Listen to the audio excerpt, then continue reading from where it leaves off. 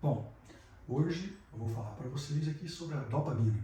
A dopamina, também chamada aí de neurotransmissor da felicidade, tá?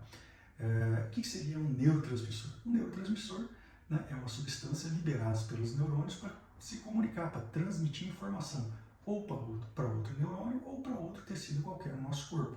Então, os tecidos, ao receberem ali esse neurotransmissor dopamina, eles podem ter diferentes tipos de resposta, tá?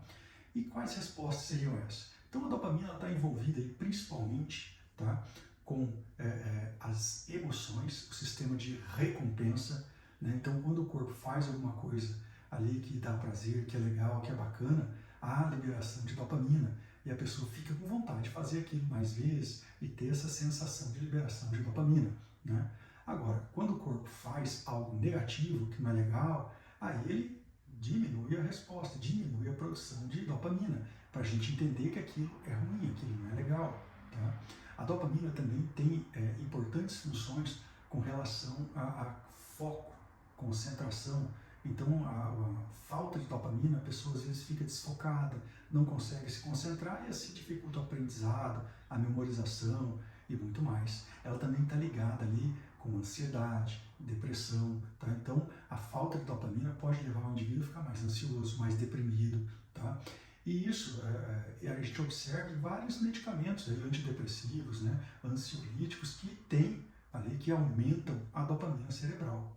A dopamina também está ligada ali ao libido, né, a vontade de comer doce e sal. Então, às vezes, a deficiência de dopamina faz a pessoa estar com o libido mais baixo, não tem vontade, né, ou faz ela ter mais vontade por salgados ou por massas doces, tá? Para compensar essa falta de dopamina, ou seja, para ela ter ali uma sensaçãozinha melhor para compensar essa falta de dopamina.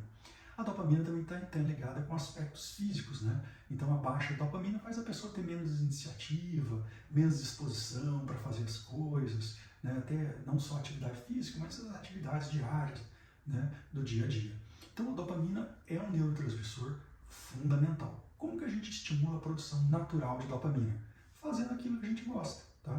Então, às vezes, você só de abraçar uma pessoa, tal, né, ter uma boa conversa, ou você ter hobbies, fazer exercício, são coisas que estimulam a liberação de dopamina. O contrário, né, se você faz coisas negativas, assiste uma notícia ali na TV que não gosta muito, fica ali meio triste, isso inibe a dopamina, e às vezes inibe e demora para voltar. Isso é uma resposta normal do organismo ao estresse, né?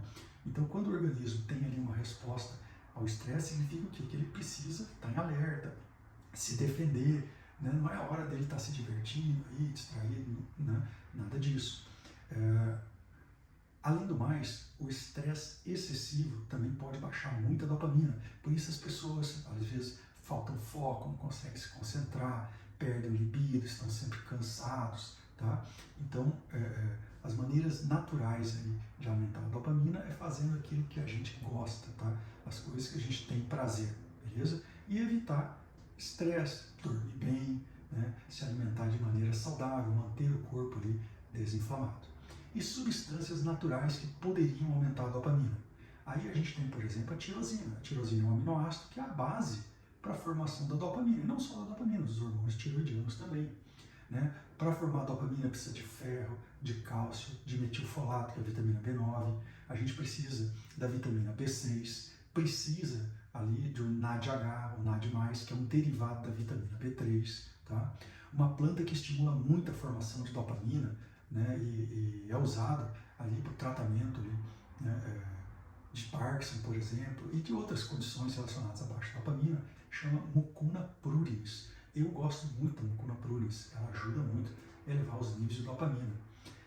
Além disso, outras plantas como ginseng, a rhodiola rósea, né, a ashwagandha, entre outras aí, podem melhorar os níveis de dopamina no nosso corpo. Beleza? Então, espero que essa informação tenha sido útil. Se gostou, deixe o seu like, tá? Pode deixar dúvida aí também. Encaminhe para as pessoas que possam gostar desse assunto também. E segue a página, ajuda a gente aí a crescer, beleza?